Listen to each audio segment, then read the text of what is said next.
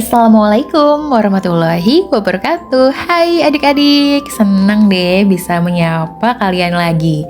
Hari ini Kak Hana punya cerita, ayo kumpul sini. Ceritanya tentang perjuangan Ki Bagus Rangin. Oh iya, apakah kalian tahu? Ternyata Ki Bagus Rangin ini adalah salah satu tokoh pahlawan dari Cirebon, Jawa Barat. Penasaran kan ceritanya seperti apa?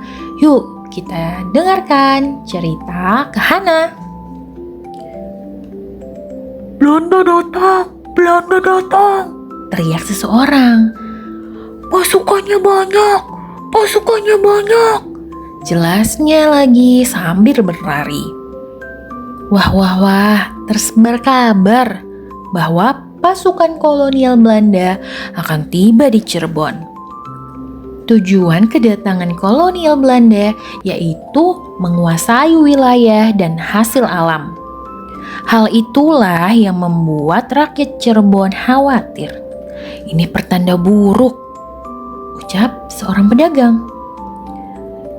Kita berada dalam bahaya, kita berada dalam bahaya, kata lelaki yang ada di depannya.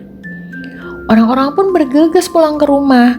Mereka tampak sangat ketakutan. Ki Bagus Rangin mendengar berita itu, lalu ia mengumpulkan pasukannya. Oh iya, adakah yang tahu Ki Bagus Rangin itu asalnya tadi dari mana? Karena udah kasih tahu loh. Iya, dari Cirebon, Jawa Barat. Sosok pemuda ini sangat pemberani. Ki Bagus Rangin ini ternyata juga seorang santri yang cerdas dan aktif berdakwah. Dakwahnya sering menyuarakan tentang keadilan dan kemanusiaan. Ia juga terkenal cerdik, tegas, dan pemberani. Bahkan suka menolong rakyat Cirebon yang kesulitan. Kita lanjutkan ya. Ki Bagus Rangin sangat mencintai loh tanah leluhurnya. Dia berkata, Cirebon tanah nenek moyang, wajib dijaga. ia benar-benar ingin rakyat Cirebon bisa hidup merdeka. Rakyat yang damai dan sejahtera adalah impiannya. Ki Bagus Rangin benar-benar ya sosok yang inspiratif tentunya.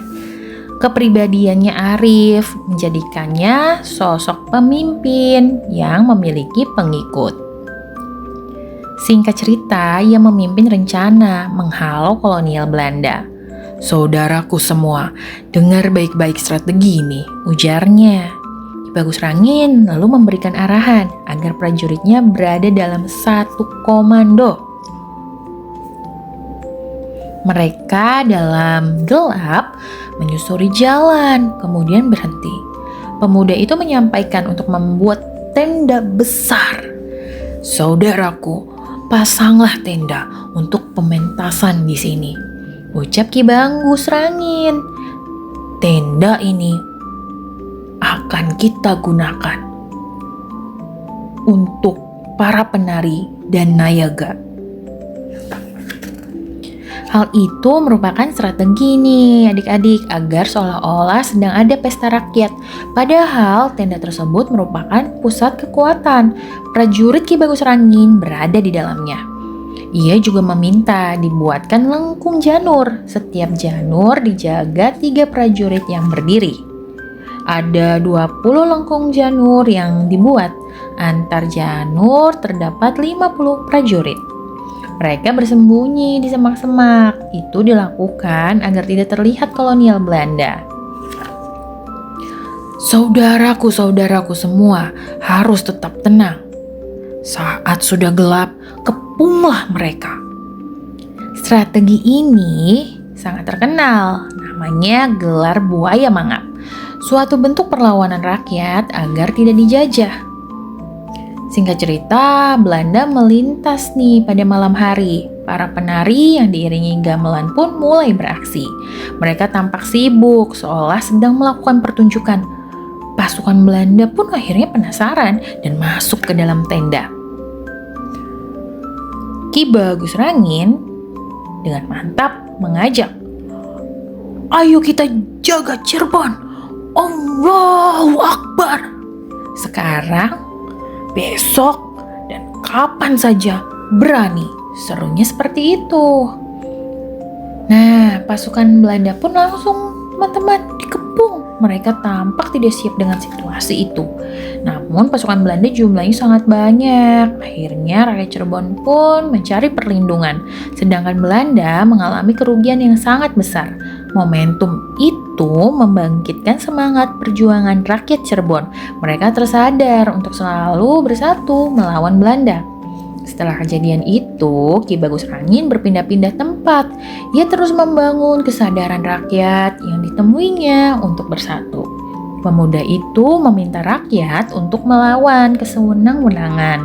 Ki Bagus Rangin sangat tidak setuju terhadap berbagai kebijakan yang merugikan rakyat. Kolonial Belanda menguasai tanah milik rakyat dan menyewakannya kepada para pengusaha. Lalu ia juga melihat banyaknya yang dipekerjakan secara paksa. Hal lain yang membuat Ki Bagus Rangin geram yaitu pajak tinggi yang diterapkan kolonial Belanda. Peristiwa ini tentu membuat kondisi ekonomi rakyat jadi terpuruk. Banyak orang mengalami kesulitan yang panjang. Ya Allah, Engkau Maha Kuasa, Maha Penolong.